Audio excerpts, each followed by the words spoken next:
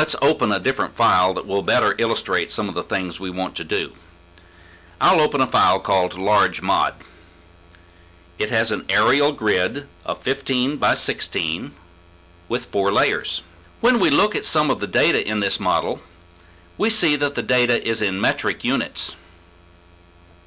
Notice depths are in meters, and pressures are in bars. And when we look at the output, we see production is reported in tons per day.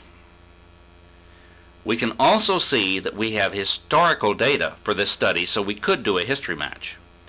But if you're not comfortable with metric units, you might want to see things in a different set of units, say US standard units. You may change units at any time. Go to the main panel and go to Unit Selection. These are the units that are being used. You can change them to another set of standard units, or you can change them individually.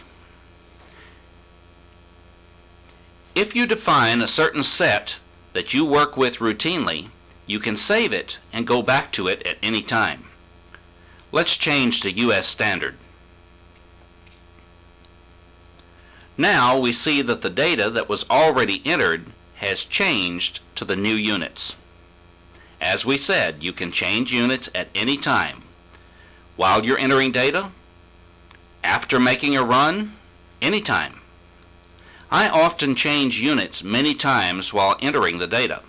As I get data in units I'm not familiar with, I change to those units, enter the data, and then change back to what I am familiar with.